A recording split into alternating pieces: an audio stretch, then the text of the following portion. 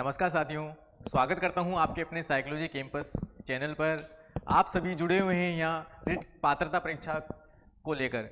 साथियों, आप सभी को पता है कि जो हमारी पात्रता परीक्षा है वह 27 फरवरी को आयोजित होने वाली है। उसको लेकर हम यहाँ आपके सामने साइकोलॉजी की जो क्लासेस रोजाना लेकर आ रहे हैं और हमें उम्मीद और विश्वास भी है कि आप अपनी तैयारी को बेहतर यहाँ पर कर रहे हैं। साथियों, आप अपने साथियों को आज के जो हमारा सेशन रहने वाला है उसको सभी साथियों को शेयर करेंगे और अपने जो साइकोलॉजी कैंपस का जो साइकोलॉजी कैंपस का जो हमारा चैनल है इसको सभी लोग क्या करेंगे, सब्सक्राइब भी करेंगे। ठीक है साथियों,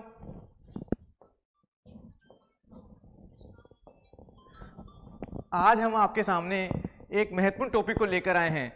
थंबनेल में दिखाई दे रहा है हमें कि हमारा टॉपिक रहने वाला है अभिप्रेरणा। साथियों, अभिप्रेरणा के अंदर से हर बार प्रश्न पूछा जाता है माध्यमिक शिक्षा बोर्ड के द्वारा जो हमारी रिट पात्रता परीक्षा होती है। अभिप्रेरणा एक ऐसा टॉपिक है, मैं कहूं कि इसके बिना हम अगर कोई भी इंसान अगर कोई परीक्षा पास करता है या कोई भी लक्ष्य प्राप्त करता है तो अभिप्रेरणा के बिना संभव नहीं है। साथियों, अभिप्रेरणा कितने प्रकार की होती है, अभिप्रेरणा होती क्या है, आज हम इसकी करेंगे सारी चर्चा। और साथ ही साथ आज की क्लास में हम देखने वाले हैं कि कौन कौन से प्रश्न हमसे पूछे जा सकते हैं और पूछे गए भी हैं। तो आप सभी जुड़ जाएं, आज की क्लास को सभी लाइक करेंगे और सब्सक्राइब करेंगे चैनल को। बढ़ते हैं और देखते हैं आगे की ओर। साथियों, आज हम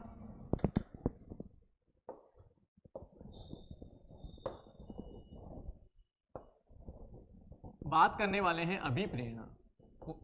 टॉपिक का नाम हमारा है अभिप्रेरणा।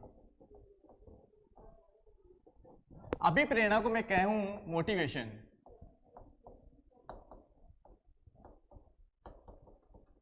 मोटिवेशन, साथियों, मोटिवेशन जो शब्द है यह एक लैटिन भाषा का शब्द है। कौन सी भाषा का? लैटिन भाषा का।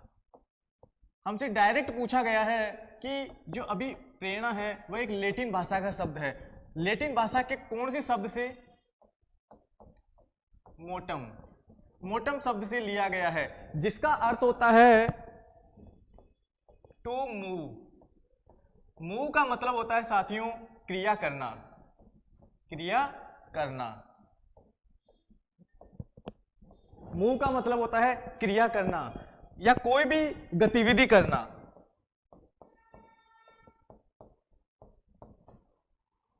गतिविधि करना।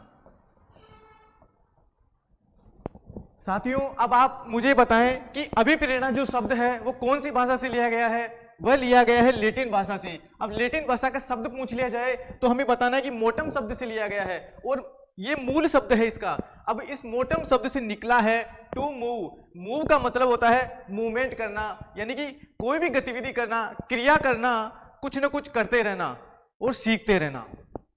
अब बात करते हैं अभिप्रेरणा की परिभाषा को लेकर। साथियों, परिभाषा। अभिप्रेरणा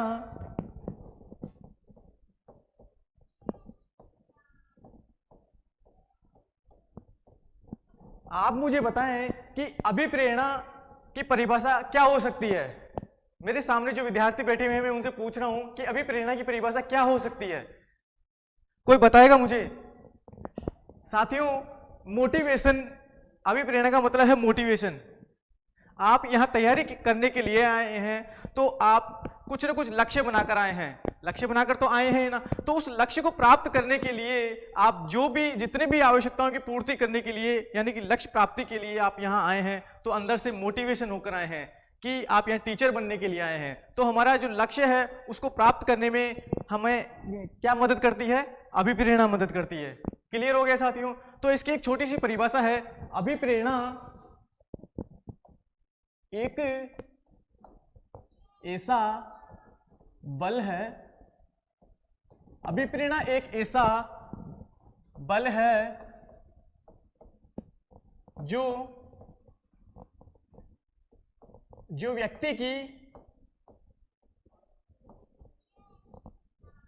व्यक्ति को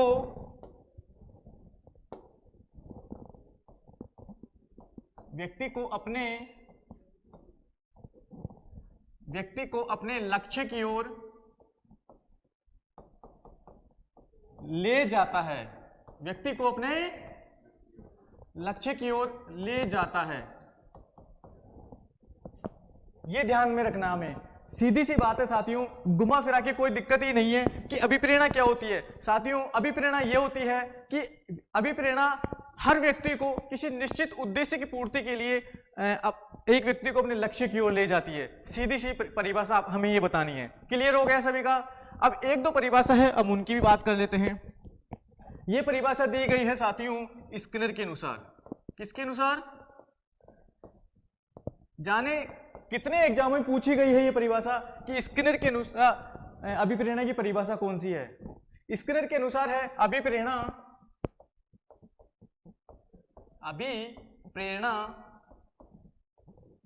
अधिगम का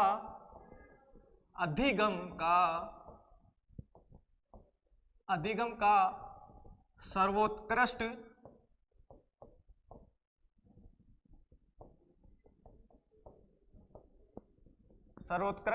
मार्ग है।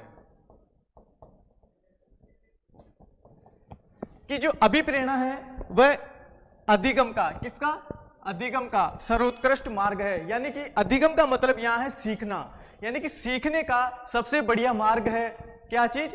अभिप्रेरणा। किसके अनुसार दी गई है साथियों? स्किनर के अनुसार दी गई है। हमें यह ध्यान में रखना है, रह जाएगा ध्यान में आप सभी के। अब ठीक है, अभी हम इसका रिवीजन भी करेंगे। अब अगली परिभाषा देख लेते हैं हम।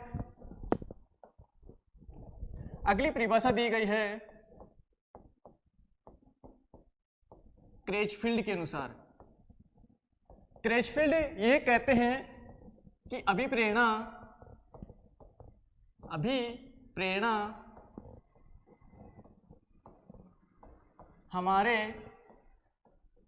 हमारे क्यों का उत्तर देती है। साथियों, क्रेचफील्ड के अनुसार अभिप्रेरणा की परिभाषा अगर पूछ ली जाए तो हमें क्या बताना है? हमें बताना है कि अभिप्रेरणा जो होती है वह हमारे क्यों का क्या देती है? उत्तर देती है। हम क्यों करते हैं कोई भी काम? हम कोई भी काम करते हैं, कोई लक्ष्य प्राप्ति का जो भी हम करते हैं वो कोई ना कोई उद्देश्य हमारा जरूर होता है, तो उसका उत्तर देती है। कौन देती है? अभिप्रेरणा देती है। किसके अनुसार पूछा गया है? ये पूछा गया है क्रेचफील्ड के अनुसार। क्लियर हो गया होगा साथियों को? आगे बात करें अभिप्रेरणा।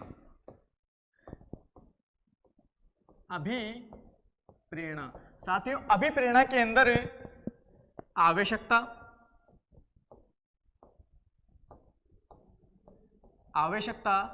प्लस उद्दीपक प्लस चालक, तीन चीजों की बड़ी महत्वपूर्णता होती है। अभिप्रेरणा के अंदर तीन चीजें बड़ी महत्वपूर्ण होती है। हमें आवश्यकता होती है, हमें आवश्यकता होगी तभी तो हम कुछ न कुछ करेंगे या नहीं करेंगे? जब हमारे पास सब कुछ मिला हुआ है हमें, तो हम क्यों करेंगे ये बताएं? जब हमें आवश्यकता है, नीड है, तो हम क्या करेंगे? कुछ न कुछ लक्ष्य प्राप्ति के लिए कुछ न कुछ करेंगे। उद्दीपक का मतलब होता है काम करने के लिए हमें प्रेरित करता है। ये कौन? उद्दीपक, जिसे स्टिमुलस भी कहा जाता है। और होता है चालक होता है क्रिया करने की जो प्रक्रिया होती है। तो साथियों, अभिप्रेरणा में आवश्यकता का, उद्दीपक का और चालक का बड़ा महत्वपूर्ण रोल होता है। ये बात आपको क्लियर रखनी है। कई सारे एग्जाम में पूछा भी गया है कि अभिप्रेरणा के मुख्य प्रेरक कौन कौन से हैं, तो ये अभिप्रेरणा के मुख्य प्रेरक माने जाते हैं। अभिप्रेरणा के मुख्य प्रेरक कौन कौन से हैं? एक तो आवश्यकता है, एक उद्दीपक है और एक चालक है। इतना क्लियर हो गया होगा सभी साथियों को? ठीक है, अब बात कर लेते हैं हम अभिप्रेरणा के प्रकार। अभिप्रेरणा के प्रकार। अभिप्रेरणा साथियों, यहां पर दो प्रकार की होती है। कितने प्रकार की होती है? एक है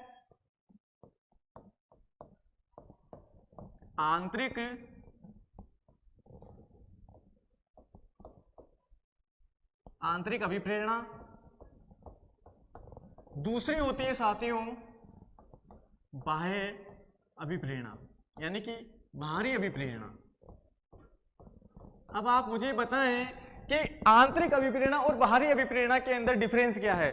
सीधा सा डिफरेंस हमें दिखाई दे रहा है कि आंतरिक अभिप्रेरणा साथियों किसी भी व्यक्ति के अंदर भावनात्मक रूप से, कौन से रूप से?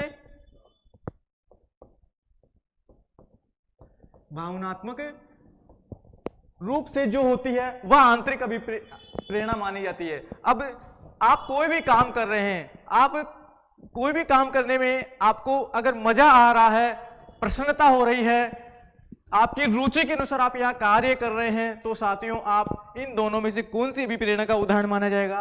आप आंतरिक यानी कि भावात्मक रूप से कार्य कर रहे हैं, आंतरिक अभिप्रेरणा मानी जाएगी। अगर बाहरी अभिप्रेरणा की बात करे जाए तो बाहरी अभिप्रेरणा यानी कि किसी व्यक्ति के द्वारा थोपी गई, दिखावे के माध्यम से आप यहां काम कर रहे हैं, तो वह आपकी बाहरी अभिप्रेरणा है। बाहरी अभिप्रेरणा साथियों लंबे टाइम तक नहीं चलती है, कुछ टाइम तक ही चलती है। लेकिन आंतरिक रूप से अगर कोई बच्चा मोटिवेटेड होकर यहाँ पढ़ने के लिए आया है तो वह हकीकत में ही टीचर बन के जरूर जाएगा।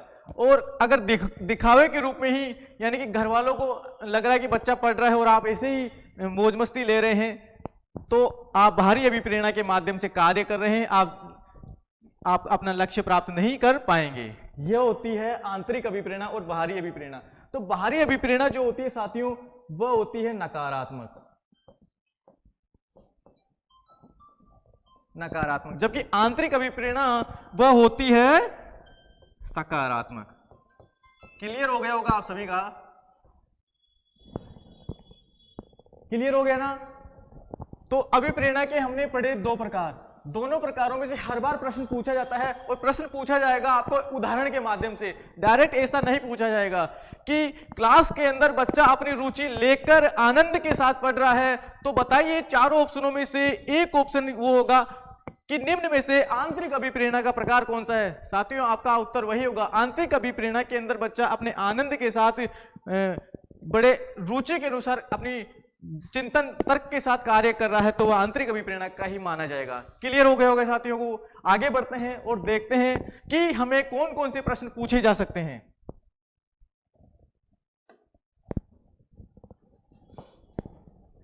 देखिए साथियों, हमने चर्चा की आज की, अब आप इनके उत्तर देने के लिए तैयार हो जाएं। बहुत ही शानदार प्रश्न आपके सामने लेकर आए हैं। प्रश्न आपके सामने है, किसके अनुसार प्रेरणा सीखने के लिए राजमार्ग है? पूछा गया है हमसे कि किसके अनुसार अभिप्रेरणा सीखने के लिए या फिर अधिगम के लिए राजमार्ग है। बताइए, चार ऑप्शन आपके सामने, स्किनर है, शेफर है, गेट्स है या फिर थॉमसन है।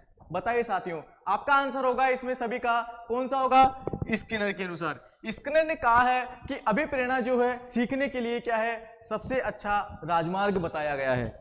किसके अनुसार? स्किनर के अनुसार। साथियों कई बार एग्जाम के अंदर पूछा भी गया है, रिट पात्रता परीक्षा की पहले की जो एग्जामें लगी हुई है 11 की, 15, 16 और 18 और 21, 22 की एग्जामों में कई बार घूम फिर के प्रश्न आया हुआ है। अगला प्रश्न हमारा है, देखिए सभी, कौन सा अभिप्रेरणा का घटक नहीं है? इसमें 3 घटक होंगे और एक नहीं होगा, तो हमें नहीं निकालना है। अंतर्नोद, प्रोत्साहन, आवश्यकताएं या रटन स्मृति। साथियों पूछा गया प्रश्न है कि इनमें से अभिप्रेरणा का कौन सा घटक नहीं है? आवश्यकताएं भी है, प्रोत्साहन भी है, अंतर्नोद भी है और रटन स्मृति इसमें नहीं होगा साथियों। तो 4 ऑप्शन आप सभी का राइट हो जाएगा। क्लियर है? आगे बढ़े।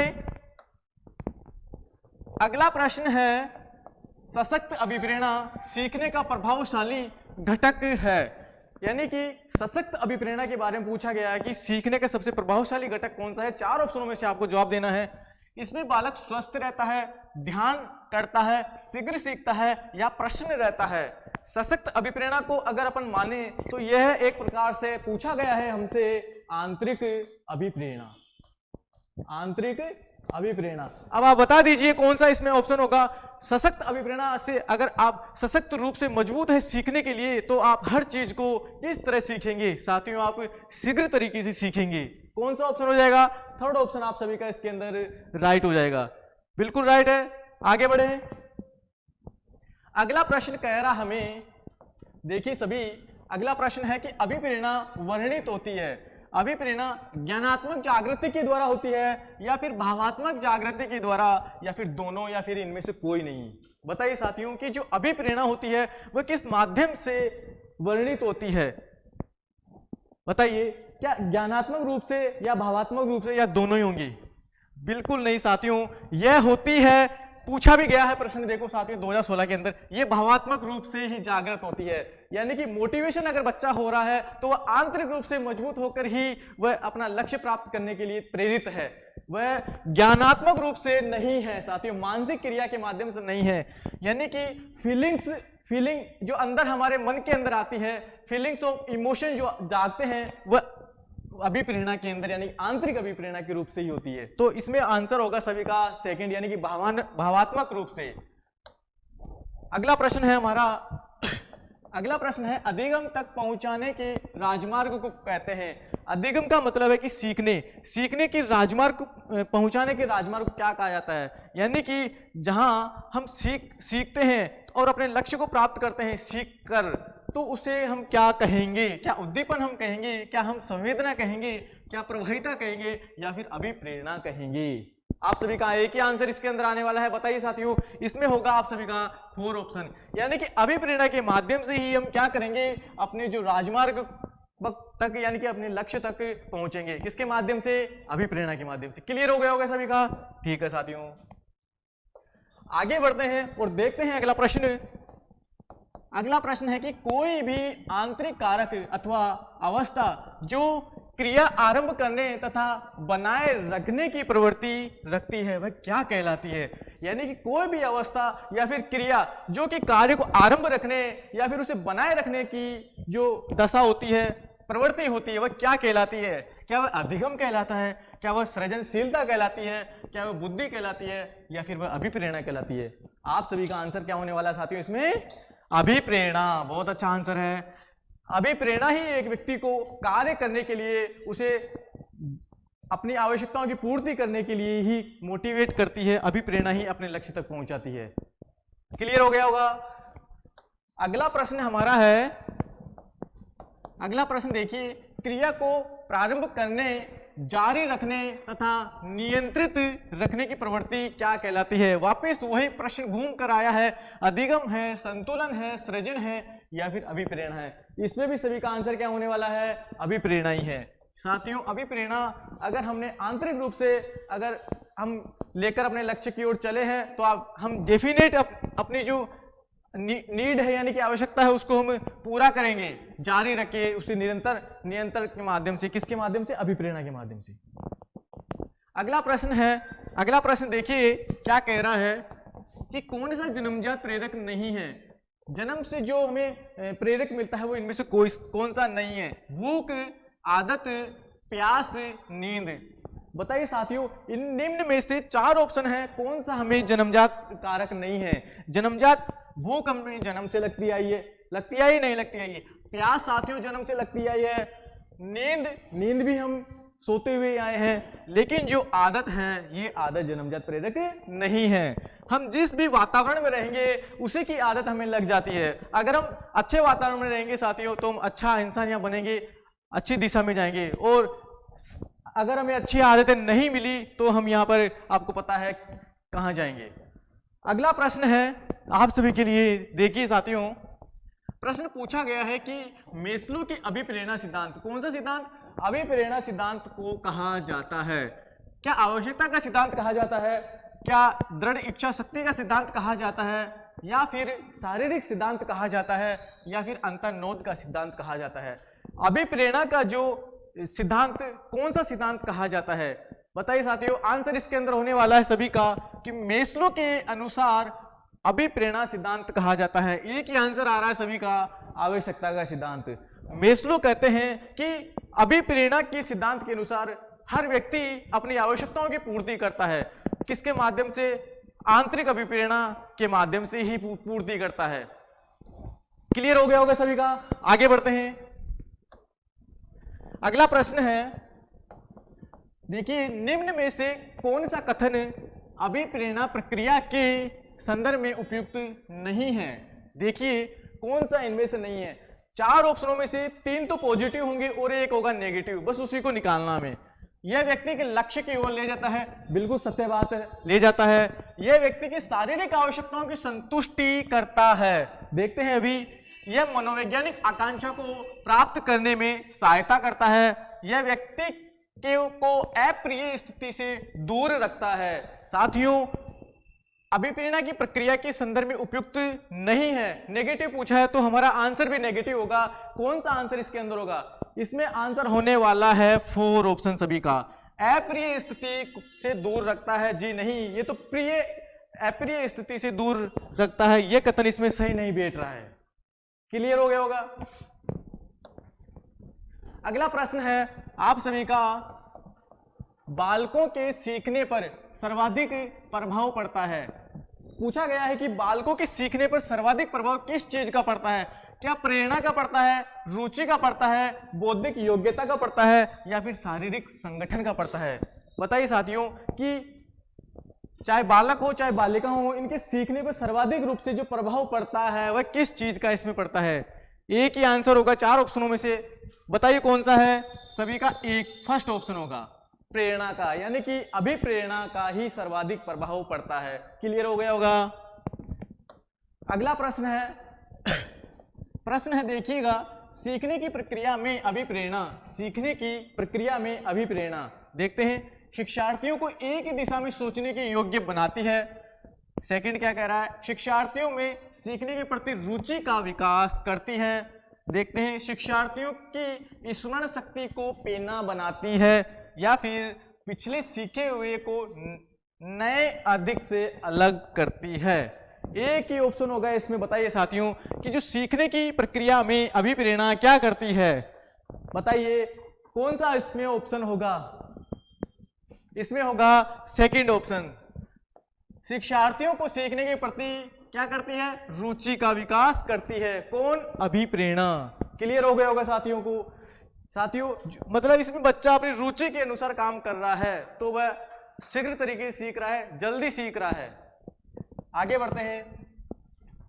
अगला प्रश्न है कि जब 2 अभिप्रेरणाएं आपस में मेल नहीं खाती तो परिणाम होता है। साथियों, 2 अभिप्रेरणाएं जब आपस में मेल नहीं खाती है तो क्या उत्पन्न होता है? क्या हमारे दिमाग के अंदर चीजें आती है? देखते हैं, क्या दुख होता है हमें, क्या द्वंद्व होता है, क्या कुंठा होती है, या फिर प्रत्याहार होता है? बताइए साथियों कौन सा इसमें आंसर आप करने वाले हैं कि जब 2 विप्रेरणाएं आपस में मेल नहीं खाएगी तो क्या परिणाम निकलेगा? बताइए। चलो मैं एक उदाहरण बताता हूं साथियों। एक व्यक्ति के सामने जब 2 समस्याएं होती है, चुनने की समस्याएं, मैं इसको चुनूं या फिर इसको चुनूं। अगर आप मुझे बताएं, अगर आपको कोई चीज पसंद है, या मैं बात करूं आपको कोई पसंद है, घर वाले कह रहे हैं कि नहीं, हम बता रहे हैं जिसके साथ शादी करनी है, आप ये कह रहे हो कि नहीं मुझे तो ये पसंद है, तो आपके यहाँ सामने 2 सिचुएशन हो गई, इधर जाऊं मैं या इधर जाऊं। तो उसमें क्या आपके सामने पैदा हो गया है? आपके सामने पैदा हो गया है द्वंद्व। आप द्वंद्व की दिशा में फंस गए हैं साथियों कि किसका चुनाव मैं करूं। तो आप इसमें आंसर करने वाले हैं थर्ड ऑप्शन। जब साथियों 2 अभिप्रेरणाएं हमारे सामने सिचुएशन होती है और हम डिसीजन लेने में प्रॉब्लम होती है तो हम द्वंद्व की स्थिति में फंस जाते हैं। बताओ क्लियर है या नहीं है? क्लियर है। अगला प्रश्न हमारा है, देखिएगा, शरीर की आंतरिक दशा जो एक विशेष प्रकार के व्यवहार के लिए प्रेरणा प्रदान करती है कहलाती है। क्या कहलाती है वह साथियों? दोबारा प्रश्न को पढ़ लीजिएगा। शरीर की आंतरिक दशा जो एक विशेष प्रकार के व्यवहार के लिए प्रेरणा प्रदान करती है वह क्या कहलाती है? क्या वह प्रोत्साहन कहलाता है, धैर्य कहलाता है, आवश्यकता कहलाती है, या फिर चालक या प्रेरक कहलाता है? बताइए साथियों कि शरीर की आंतरिक दशा जो एक विशेष प्रकार के व्यवहार के लिए प्रेरणा प्रदान कर रही है, वह क्या कहला रही है इसके अंदर से? बताइए, 4 ऑप्शनों में से एक ही ऑप्शन होगा। बताइए साथियों, वह कहला रही है आप सभी का, मैं देख लेता हूं कौन सा आंसर आप कर रहे हैं। बताइए, इसमें है सभी का चालक या प्रेरक, यानी कि चालक या मैं कहूं प्रेरक व्यक्ति को अपने व्यवहार के लिए हमेशा क्या करती है? प्रेरणा प्रदान करने का काम करती है। अगर चालक या प्रेरक नहीं मिलेंगे, आप अपने घर से निकले हैं तैयारी करने की ओर, तो आपने कोचिंग का सहारा, किताबों का सहारा, टीचर का सहारा नहीं लिया, तो आप लक्ष्य प्राप्ति में थोड़ी बाधा हो सकती है।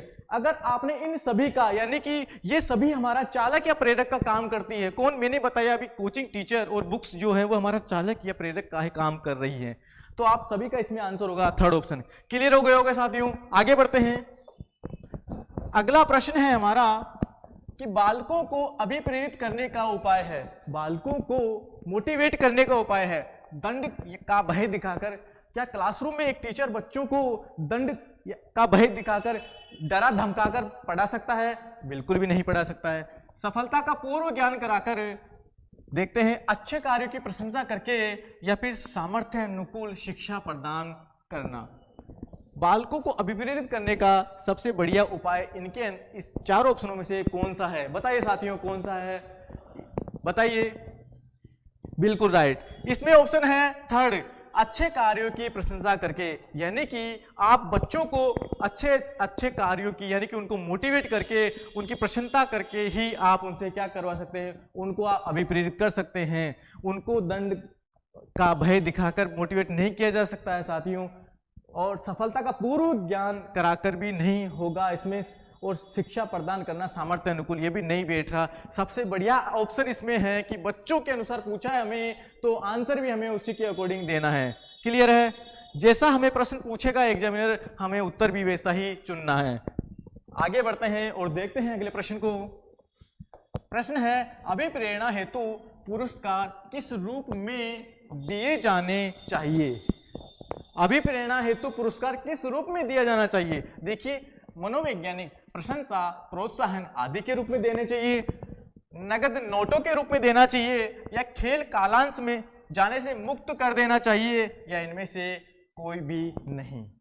बताइए साथियों, इसमें आप सभी का एक ही ऑप्शन होगा, फर्स्ट ऑप्शन, कि अभिप्रेरणा हेतु जो पुरस्कार बच्चों को हमें प्रशंसा के माध्यम से, प्रोत्साहन के माध्यम से ही देना चाहिए। ये तो हो ही नहीं सकता, नगद नोटों के रूप में तो हो ही नहीं सकता, खेल कालांश से मुक्त कर, ये भी नहीं होगा। इसमें एक ही ऑप्शन होगा, फर्स्ट ऑप्शन। अगला प्रश्न है, प्रश्न देखिएगा आप, कौन सा अभिप्रेरणा का आंतरिक स्रोत नहीं है? नहीं पूछा गया है। वापिस देखिएगा, आवश्यकताएं, प्रोत्साहन, अंतर्नोत, प्रतिद्वंदता। साथियों, अभिप्रेरणा के प्रेरक हमने पढ़े थे, उन्हीं में से ही वापस घूमकर प्रश्न हमारे सामने आ चुका है कि अभिप्रेरणा का इनमें से कौन सा आंतरिक स्रोत नहीं है? यानी कि आवश्यकताएं भी है, प्रोत्साहन भी है, और अंतर्नोत भी है। कौन सा नहीं है? 4 ऑप्शन सभी का है। इसमें प्रतिद्वंदता नहीं होगी इसमें। क्लियर हो गया होगा? अगला प्रश्न देखिएगा क्या कह रहा है, अधिगम की सफलता का मुख्य आधार है, यानी कि सीखने की सफलता का मुख्य आधार क्या है? दंड है, पुरस्कार है, लक्ष्य प्राप्ति की उत्कृष्ट इच्छा है, या फिर अधिकारी बनने की इच्छा है? जी हाँ साथियों, 4 ऑप्शनों में से एक ही ऑप्शन चुनना है हमें कि सीखने की सफलता या अधिगम की सफलता का मुख्य आधार क्या है। बताइए क्या आंसर होगा इसमें? बिल्कुल, लवकुश जी ने बहुत ही शानदार आंसर दिया है इसमें, थर्ड ऑप्शन, लक्ष्य प्राप्ति की उत्कृष्ट इच्छा। साथियों, आप यहाँ जो अपना सपना है टीचर बनने का, यानी कि हमें लक्ष्य प्राप्ति की, यानी कि टीचर बनने का जो आपका लक्ष्य है, उत्कृष्ट इच्छा है, उसको आप पूरा कर रहे हैं किसके माध्यम से? सीख कर, अधिगम की सफलता के माध्यम से। आगे बढ़ते हैं और देखते हैं अगला प्रश्न। अगला प्रश्न का जवाब भी हमें अच्छे से मिलने वाला है। बालक किसी कार्य को अपनी इच्छा से करता है, अपनी इच्छा से करता है, वह है नकारात्मक प्रेरणा, सामाजिक प्रेरणा, मनोदैहिक प्रेरणा, या फिर सकारात्मक प्रेरणा? इसमें कौन सा आंसर करने वाले हैं सभी? जब आप अपनी इच्छा से कोई भी कार्य करते हैं तो कौन सा इसमें परिणाम निकलता है? बताइएगा साथियों। इसमें होगा आपका जी नहीं साथियों, इसमें सकारात्मक प्रेरणा होगा। सभी का 4 ऑप्शन इसमें राइट हो जाएगा, यानी कि पॉजिटिविटी। यार देखिएगा, इसमें घबराने की आवश्यकता बिल्कुल भी नहीं है। बालक किसी कार्य को अपनी इच्छा से कर रहा है, किसी के दूसरे के दबाव, भय और प्रदर्शन से थोड़ी ना किया जा रहा है। हम अगर अपनी इच्छा से कोई भी काम करेंगे तो साथियों हमें सकारात्मक रूप से ही प्रेरणा मिलेगी और हम लक्ष्य प्राप्ति को प्राप्त करेंगे। अगला प्रश्न है साथियों, अगला प्रश्न का उत्तर हम सभी बहुत अच्छे से देने वाले हैं। मूल प्रवृत्ति अभिप्रेरणा सिद्धांत के प्रवर्तक कौन हैं? बताइएगा साथियों कि अभिप्रेरणा मूल प्रवृत्ति, हमें डायरेक्ट पूछा गया है कि मूल प्रवृत्ति के सिद्धांत, अभिप्रेरणा के मूल प्रवृत्ति के सिद्धांत के प्रवर्तक कौन हैं? फ्रायड और युंग है, कुर्ट लेविन है, मैकडूगल है या फिर स्किनर है? 4 ऑप्शनों में से एक ही ऑप्शन हम करने वाले हैं कि अभिप्रेरणा के द्वारा पूछा गया है मूल प्रवृत्ति का सिद्धांत। मूल प्रवृत्ति का सिद्धांत किसके द्वारा दिया गया है? बताइएगा साथियों। उत्तर मैं आपसे पूछ रहा हूं, यह है, इसमें एक ही आंसर सभी का आ रहा है। कौन सा आंसर करने वाले हैं सभी? 3rd ऑप्शन, यानी कि मैकडूगल। विलियम मैकडूगल के द्वारा साथियों अभिप्रेरणा के अंदर कितने प्रकार की बताई है? इन्होंने 14 प्रकार की अभिप्रेरणा के प्रकार बताए हैं। जन्मजात से लेकर के अर्जित प्रवृत्तियों का 14 प्रकार की प्रवृत्तियां बताई है। किसके द्वारा? मैकडूगल के द्वारा, मूल प्रवृत्ति को लेकर। अगला प्रश्न हम सभी के लिए है। देखिए साथियों, अगला प्रश्न क्या कह रहा है? एक व्यक्ति की जीवन में नाम, प्रशंसा कमाने की इच्छा किस प्रकार का अभिप्रेरक है? प्रश्न में डायरेक्ट पूछा गया है कि एक व्यक्ति को अपने जीवन में नाम कमाने की, प्रशंसा कमाने की जो इच्छा है वह किस प्रकार का अभिप्रेरक है, यानी कि मोटिव है। क्या वह आंतरिक अभिप्रेरक है, क्या वह देहिक अभिप्रेरक है, क्या वह बाह्य अभिप्रेरक है या फिर मनोवैज्ञानिक अभिप्रेरक है? बताइएगा साथियों। इस प्रश्न के अंदर अगर आप अपने लक्ष्य को प्राप्त करने के लिए तन मन से यहां अध्ययन कर रहे हैं तो साथियों आप क्या मुझे बताएं, बाहरी अभिप्रेरणा के माध्यम से कर रहे हैं या फिर आंतरिक अभिप्रेरणा के माध्यम से कर रहे हैं? आपका एक ही आंसर होगा कि सर हम आंतरिक अभिप्रेरणा के माध्यम से ही अपने लक्ष्य प्राप्ति की ओर बढ़ रहे हैं। तो डेफिनेट आप सफलता की ओर है साथियों। तो आप सभी का एक ही आंसर हो जाएगा। इसमें कौन सा होगा? 1st ऑप्शन सभी का, यानी कि आंतरिक अभिप्रेरणा। ठीक है साथियों, क्लियर हो गया होगा। आगे बढ़ते हैं और देखते हैं हमारा क्वेश्चन क्या कह रहा है। निम्नलिखित में से कौन सा आंतरिक अभिप्रेरणा का उदाहरण है? बार बार हमसे यही प्रश्न पूछे जा रहे हैं साथियों। अभिप्रेरणा के टॉपिक में से आप मानिएगा नहीं कि चाहे सीटेट की एग्जाम हो, चाहे रिट पात्रता परीक्षा की परीक्षा हो, इसमें बाहरी अभिप्रेरणा या फिर आंतरिक अभिप्रेरणा में से ही प्रश्न पूछे जाते हैं। तो इनमें से आंतरिक अभिप्रेरणा का उदाहरण हमसे पूछा गया है। देखिएगा, 1st ऑप्शन देखते हैं। शिक्षक को प्रभावित करने के लिए परियोजना को पूरा करना या फिर डर से बचने के लिए पढ़ाई करना। ये आगे का देखते हैं। पुरस्कार राशि के लिए प्रतियोगिता में भाग लेना या फिर व्यक्तिगत आनंद के लिए एक वाद्य यंत्र बजाना। बहुत अच्छा आंसर सभी का, लेकिन मैं बात कर लेता हूं आपके सामने 4 ऑप्शनों में से साथियों एक ही ऑप्शन आंतरिक अभिप्रेरणा का उदाहरण है। तीनों ऑप्शन नेगेटिव है, आंतरिक अभिप्रेरणा को लेकर नहीं हो रहे हैं। आप मुझे बताएं, डर से बचने के लिए कोई पढ़ाई कर रहे हैं तो क्या वह सफल हो पाएगा? बिल्कुल भी नहीं। ये बाहरी अभिप्रेरणा का उदाहरण माना जाएगा। कौन सी अभिप्रेरणा का? बाहरी अभिप्रेरणा का। आप मुझे बताएं, पुरस्कार राशि प्राप्त करने के लिए आप प्रतियोगिता के अंदर भाग ले रहे हैं, क्या यह आंतरिक अभिप्रेरणा का उदाहरण है? जी नहीं साथियों, यह भी हमारा बाहरी अभिप्रेरणा का ही उदाहरण माना जाएगा। और आप व्यक्तिगत आनंद के लिए आप वाद्य यंत्र बजा रहे हैं, आपको बहुत मजा आ रहा है वाद्य यंत्र बजाने में, तो आप डेफिनेट साथियों सिंगर बनेंगे। ये क्यों? क्योंकि आप अपना इंटरेस्ट है उसमें है। तो इसमें आपका ऑप्शन हो जाएगा 4 ऑप्शन सभी का राइट हो जाएगा। अगला प्रश्न की बात कर लेते हैं। देखते हैं अगला प्रश्न क्या कह रहा है साथियों। यदि कोई बालक अपने निष्पादन में श्रेष्ठता को प्राप्त करना चाहता है, तब उसमें कौन सा अभिप्रेरणात्मक बल कार्य करता है? यानी कि बालक अपने निष्पादन में श्रेष्ठता, यानी कि अपने लक्ष्य प्राप्ति में जो श्रेष्ठता प्राप्त करता है, कौन सा अभिप्रेरणात्मक बल कार्य करता है? देखिएगा ऑप्शन, संबंध बनाने की अभिप्रेरणा, उपलब्धि अभिप्रेरणा, शक्ति अभिप्रेरणा या परोपकारिता अभिप्रेरणा। बताइएगा साथियों। मेरे सामने जो भी विद्यार्थी बैठे हुए हैं, मैं उनसे लगातार प्रश्न पूछता जा रहा हूं कि कौन सा इनमें से ऑप्शन होगा। इसमें ऑप्शन होगा साथियों अपने निष्पादन में श्रेष्ठता दिखाने के लिए किया जाने वाला जो अभिप्रेरणा की उपलब्ध, कौन सा होगा इसमें आंसर? एक ही ऑप्शन इसमें आ रहा है सभी का, उपलब्धि अभिप्रेरणा। कि अपनी उपलब्धि को प्रदर्शन करने के लिए जो भी कार्य यहाँ पर किए जा रहे हैं, उपलब्धि अभिप्रेरणा की अगर बात करी जाए साथियों, तो यह एक ऐसी अभिप्रेरणा होती है क्लास के अंदर टीचर स्टूडेंट से प्रश्न पूछा जाए, यानी कि शिक्षण कार्य पद्धति के अंदर बार बार पढ़ाने के साथ साथ ही प्रश्न पूछने की जो प्रक्रिया होती है वह उपलब्धि अभिप्रेरणा मानी जाती है। साथियों, उपलब्धि अभिप्रेरणा की अगर मैं बात करूं तो यह शिक्षण के साथ ही निरंतर रूप से करी जाने वाली जो अभिप्रेरणा के उदाहरण माना जाता है। क्लियर हो गया होगा साथियों को? अगला हमारा प्रश्न है, और बहुत ही अच्छा प्रश्न हमारे सामने है कि अभिप्रेरणा प्रभावित करती है।